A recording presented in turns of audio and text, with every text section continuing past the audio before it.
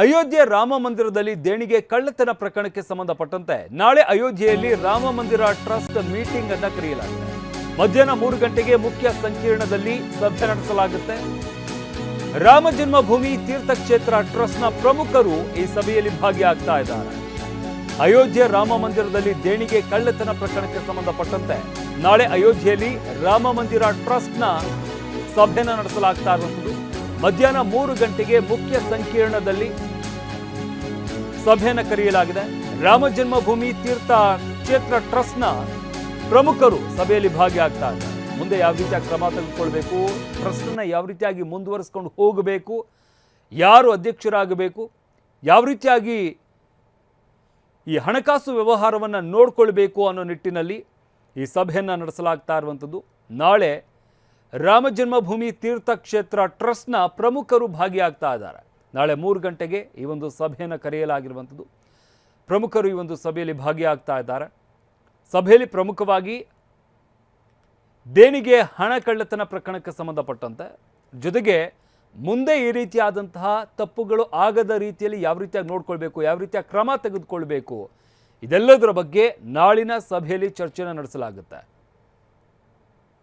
ಜೊತೆಗೆ ಈ ಹಿಂದೆ ಇದ್ದಂಥವರು ಟ್ರಸ್ಟ್ನ ಮುಖ್ಯಸ್ಥರೇನಿದ್ದಾರೆ ಚಂಪತ್ ರಾಯ್, ಅನಿಲ್ ಮಿಶ್ರಾ, ಇವರ ರಾಜೀನಾಮೆ ಬಗ್ಗೆ ಕೂಡ ಚರ್ಚೆ ಆಗುತ್ತೆ.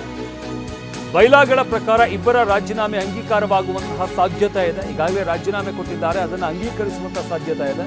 ಸಭೆಯಲ್ಲಿ ರಾಜೀನಾಮೆ ಅಂಗೀಕಾರಕ್ಕೆ ನಡೆಯುವ ಮತದಾನ, ರಾಜೀನಾಮೆ ಅಂಗೀಕಾರಕ್ಕೆ 3/2 ಬಹುಮತ ಬಂತು ಅಂತಂದ್ರೆ ಬೈಲಾ ಪ್ರಕಾರ ಪದಾಧಿಕಾರಿಗಳನ್ನ ತೆಗೆಯಲಷ್ಟೇ ಅವಕಾಶ ಇದೆ. ಟ್ರಸ್ಟ್ನ 14 ಸದಸ್ಯರಲ್ಲಿ ಇಬ್ಬರು ಈಗಾಗಲೇ ರಾಜೀನಾಮೆ ನೀಡಿದ್ದಾರೆ.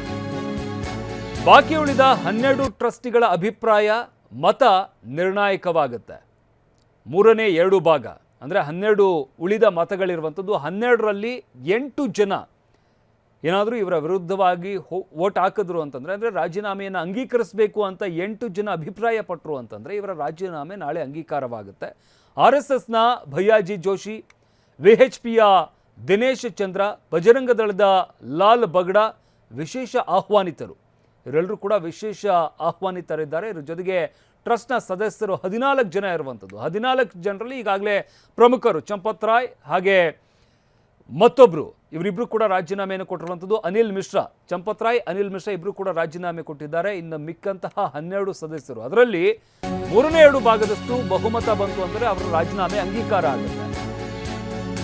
ಇನ್ನು ರಾಮ ಮಂದಿರದಲ್ಲಿದ್ದ ರಾಮಚರಿತ ಮಾನಸ ಪ್ರತಿ ಕಳುವಾಗಿಲ್ಲ. ರಾಮಚರಿತ ಮಾನಸ ಪ್ರತಿ ಗರ್ಭಗುಡಿಯಲ್ಲೇ ಇದೆ ಅಂತ ಎಕ್ಸ್ ಖಾತೆಯಲ್ಲಿ ಪೋಸ್ಟ್ ಮಾಡಿದ್ದಾರೆ ಗೋಪಾಲ್ ನಾಗರಕಟ್ಟೆ. ಕಳೆದ 3 ತಿಂಗಳಿನಿಂದ ಗರ್ಭಗುಡಿಯಲ್ಲೇ ಇದೆ, ಯಾವುದೇ ಕ್ಷಣದಲ್ಲಿ ಬೇಕಾದರೂ ನೀವು ಪರಿಶೀಲಿಸಬಹುದು.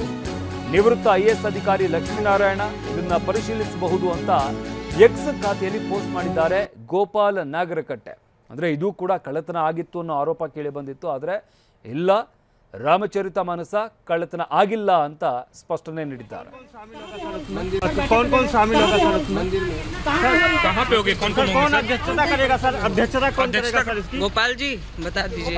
गोपाल जी क्या कहना सर अध्यक्षता गोपाल जी जिस तरीके से लोग आरोप लगा रहे हैं, आपको क्या कहना है गोपाल जी? कौन कौन शामिल होगा सर मंदिर में? कहाँ पे होगी? कौन अध्यक्षता करेगा सर? अध्यक्षता कौन करेगा सर इसकी? गोपाल जी बता दीजिए। गोपाल जी क्या कहना सर अध्यक्षता गोपाल जी जिस तरीके से लोग आरोप लगा रहे हैं, आपको क्या कहना है गोपाल जी? कौन कौन शामिल होगा सर मंदिर में? कहाँ पे होगी? कौन अध्यक्षता करेगा सर? अध्यक्षता कौन करेगा सर इसकी? गोपाल जी बता दीजिए। गोपाल जी क्या कहना सर अध्यक्षता गोपाल जी जिस तरीके से लोग आरोप लगा रहे हैं, आपको क्या कहना है? ಎಸ್, ದೇಣಿಗೆ ಕಳ್ಳತನ ಪ್ರಕರಣಕ್ಕೆ ಸಂಬಂಧಪಟ್ಟಂತೆ ಇಡೀ ದೇಶದಲ್ಲೇ ಸಂಚಲನ ಮೂಡಿಸಿರುವಂತಹ ಪ್ರಕರಣ ಇದು. ಆದರೆ ಇದರ ಜೊತೆಗೆ ಭಕ್ತರ ಜೊತೆ ಯಾವ ರೀತಿಯಾಗಿ ಭಕ್ತರ ಭಾವನೆಗಳ ಜೊತೆ ಇವರು ಚೆಲ್ಲಾಟ ಆಡ್ತಿದ್ದಾರೆ ಅಂತಂದರೆ, ರಾಮಚರಿತ ಮಾನಸ ಪ್ರತಿ ಕೂಡ ಕಳುವಾಗೋಗಿದೆ. ಇದು ಚಿನ್ನದ ಲೇಪನ ಇರುವಂತಹ ಒಂದು ಪ್ರತಿ, ಇದನ್ನು ಕೂಡ ಕಳುವು ಮಾಡಲಾಗಿದೆ ಅನ್ನೋ ಆರೋಪ ಕೇಳಿ ಬಂದಿತ್ತು. ಆದರೆ ರಾಮಚರಿತ ಮಾನಸ ಪ್ರತಿ ಗರ್ಭಗುಡಿಯಲ್ಲೇ ಇದೆ ಅಂತ ಎಕ್ಸ್ ಖಾತೆಯಲ್ಲಿ ಪೋಸ್ಟ್ ಮಾಡಿದ್ದಾರೆ ಗೋಪಾಲ್ ನಾಗರಕಟ್ಟೆ. ಈ ವಿಚಾರಕ್ಕೆ ಸಂಬಂಧಪಟ್ಟಂತೆ ಸ್ಪಷ್ಟನೆಯನ್ನು ಕೂಡ ಕೊಟ್ಟಿದ್ದಾರೆ. ಕಳೆದ 3 ತಿಂಗಳಿನಿಂದಲೂ ಕೂಡ ಇದು ಗರ್ಭಗುಡಿಯಲ್ಲೇ ಇದೆ, ಯಾವುದೇ ಕ್ಷಣದಲ್ಲಿ ಬೇಕಾದರೂ ಇದನ್ನು ಪರಿಶೀಲಿಸಬಹುದು. ನಿವೃತ್ತ IAS ಅಧಿಕಾರಿ ಲಕ್ಷ್ಮೀನಾರಾಯಣ ಈ ಬಗ್ಗೆ ಪರಿಶೀಲಿಸಬಹುದು ಅಂತ ಎಕ್ಸ್ ಖಾತೆಯಲ್ಲಿ ಪೋಸ್ಟ್ ಮಾಡಿದ್ದಾರೆ ಗೋಪಾಲ್ ನಾಗರಕಟ್ಟೆ. ರಾಮ ಮಂದಿರ ದೇಣಿಗೆ ಕಳ್ಳತನ ಪ್ರಕರಣ ಯಾವ ರೀತಿಯಾಗಿ ಒಂದು ಅಪನಂಬಿಕೆಯನ್ನು ಮೂಡಿಸಿದೆ ಅಂತಂದರೆ ಭಕ್ತರ ಭಾವನೆಗಳ ಜೊತೆ ಚೆಲ್ಲಾಟವಾಡಿರುವಂತಹ ಪ್ರಕರಣ ಇದು. ಇಷ್ಟು ದಿನ ಓಟು ಚೋರಿ ಆಯಿತು, ಈಗ ಚಂದಾ ಚೋರಿ. ಶ್ರೀರಾಮನ ಕಾಣಿಕೆ ಕಳ್ಳತನಕ್ಕೆ ಸಚಿವ ಪ್ರಿಯಾಂಕ ಆಕ್ರೋಶವನ್ನು ವ್ಯಕ್ತಪಡಿಸಿದ್ದಾರೆ. ಮೋದಿ ಅಡಿಗಲ್ಲು ಹಾಕಿದ್ರು, ಪ್ರಾಣ ಪ್ರತಿಷ್ಠಾಪನೆ ಮಾಡಿದ್ರು, ಚಂದಾ ಚೋರಿ ಆದಾಗ ಮೋದಿ ಯಾಕೆ ಮಾತನಾಡ್ತಾ ಇಲ್ಲ? ಚಂಪತ್ರ ಯಾರು? ಗಣೇಶ್ ಜಿ ಅಂತೆ. ದೇವರ ಹತ್ರ ಕಳ್ಳತನ ಮಾಡಿಬಿಟ್ಟು ಇವರಿಗೆ ಜಿ ಅಂತ ಬೇರೆ ಕರಿಬೇಕಾ? ಎಲ್ಲಾ ಜಿಗಳು ಹಾಗೆ ಅಂತ ತಿರುಗೇಟು ಕೊಟ್ಟಿದ್ದಾರೆ ಪ್ರಿಯಾಂಕ್ ಖರ್ಗೆ. ಯಾರನ್ನ ಜಿ ಅಂತ ಕರಿತೀವಿ ಅವರೆಲ್ಲರೂ ಕೂಡ ಇದೇ ರೀತಿ ಅಂತ ಪ್ರಿಯಾಂಕ್ ಖರ್ಗೆ ಆಕ್ರೋಶವನ್ನು ವ್ಯಕ್ತಪಡಿಸಿದ್ದಾರೆ. ಪ್ರೂವ್ ಆಯ್ತಾ? ಎಲ್ಲದು ಬಿಟ್ಬಿಡಿ. ಇಷ್ಟು ದಿನ ಓಟ್ ಚೋರಿ ಅಂದ್ವಿ, ಫಾರ್ಮ್ 6-7 ಮಿಸ್ಯೂಸ್ ಮಾಡಿದ್ರು ಮಾದೇಪುರ, ಪ್ರೂವ್ ಆಯ್ತಾ? ಎಲ್ಲದು ಬಿಟ್ಬಿಡಿ. ಆಳಂದು ಪ್ರೂವ್ ಆಯ್ತಾ? 22,000 ಪೇಜ್. ಯಾರು A1 A2 BJP ಅವರ ಓಟ್ ಚೋರಿ ಅಲ್ವಾ ಇದು? ಮತ್ತು ಚಂದಾ ಚೋರಿನೂ ಕರೆಕ್ಟು. ಮೋದಿ ಅವರೇ ಏನು ಅಡಿಗಲ್ಲು ಹಾಕಿದ್ರು, ಪ್ರಾಣ ಪ್ರತಿಷ್ಠಾಪನೆ ಮಾಡಿದ್ರು, ಧ್ವಜ ಹಾರಿಸಿದ್ರು, ಎಲ್ಲನೂ ಅವರೇ ಮಾಡಿದ್ದು. ಕ್ರೆಡಿಟ್ ಎಲ್ಲ ಅವರಿಗೆ ಬಂತು. ಆದರೆ ಚಂದಾ ಚೋರಿ ಆದಾಗ ಮಾತ್ರ ಯಾಕೆ ಮಾತಾಡ್ತಾ ಇಲ್ಲ ಅದ್ರ ಬಗ್ಗೆ? ಯಾರ್ಯಾರು ಇನ್ವಾಲ್ವ್ ಇದ್ದಾರೆ?